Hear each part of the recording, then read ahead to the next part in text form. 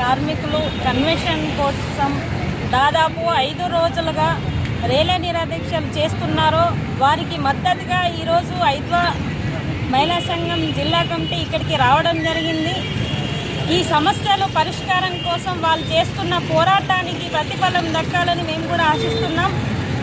రాష్ట్ర ప్రభుత్వము విద్యుత్ కార్మికుల సమస్యలను దృష్టిలో పెట్టుకొని వారి సమస్యల పరిష్కారం కోసం ఆలోచించి వాళ్ళ సమస్య పరిష్కరించాలని చెప్పేసి ఐద్వా మహిళా సంఘంగా డిమాండ్ చేస్తున్నాం. ఎందుకంటే వాళ్ళకు చదువుండి అనుభవాలు ఉన్న వాళ్ళని పక్కన పెట్టేసి ఇప్పుడు ఖాళీలను భర్తీ చేస్తామని చెప్పడం కరెక్ట్ అయిన నిర్ణయం కాదు. ఏదైతే మీరు ఉన్న ఆర్టిజన్ కార్మికులను కన్వర్షన్ చేసిన తర్వాత ఇంకేమైనా మిగిలి ఉంటే అప్పుడు మీరు భర్తీ చేయాలని చెప్పేసి ఐద్వా మహిళా సంఘంగా డిమాండ్ చేస్తున్నాం.